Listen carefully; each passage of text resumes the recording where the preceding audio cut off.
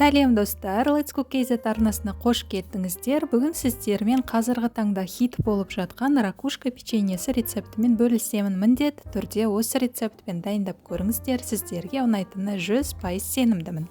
Сонымен достар, ең алдымен печенье қамырын дайындаймыз. Ол үшін алдын ала еленген 420 грамм ұнға тоңазытқыштан шыққан 200 грамм салқын сары майдан қосамыз және қолымызбен үгітіп крошка жасаймыз. Енді осы ұнға 20% қаймақтан 170 грамм саламыз. Сонымен қатар 2 жұмыртқаның сарыуызын да салып, қамыр илеуге кірісеміз.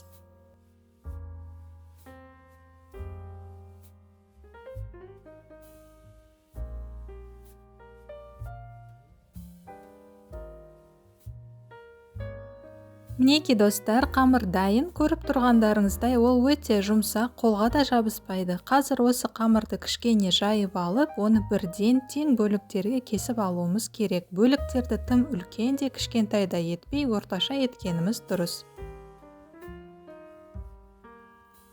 Менде жалпы 20 бөлік шықты достар. Қазір оларды видеода көрсетілгендей домалатып аламыз. Барлық домалақтарыңыз тең болса, печеньелеріңіз де тең және әдемі болып шығады.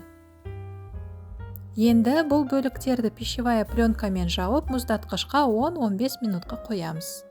Ал печенье салмасы үшін жаңағы 2 жұмыртқадан қалған ақуызға шым-шым тұз қосып, миксермен араластырып бастаймыз. Ақуыз кішкене ағарып бастаған кезде оған 180 грамм қантты аз-аздан қоса отырып, қант біткенше ары қарай миксерлеуді жалғастырамыз. Ақуыз жақсы көтерілу үшін қолданып жатқан ыдыс құралдар міндетті түрде таза және құрғақ, ал жұмыртқа салқын болғаны шарт. Осы шарттарды орындасаңыздар, соңында мінеки осындай қою, формасын жақсы ұстайтын меренга шығады.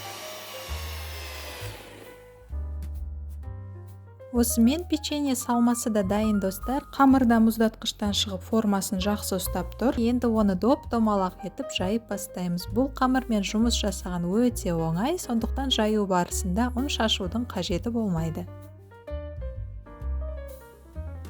Енді қамырдың бір шетіне бір шай қасық қатты толтырмай меренгадан салып, қалауларыңызша жаңғақ салып, шеттерін мықтылап тұрып жабыстырамыз. Печенье салмасын айтылған өлшемнен артық салып қоймаңыздар достар, әйтпесе пісу барысында барлығы сыртына ағып кетуі мүмкін. Соңында қамыр шетін шанышқымен басып, печеньелерді алдын ала 180 градус қызып тұрған пеште 25-30 минуттай пісіріп аламыз.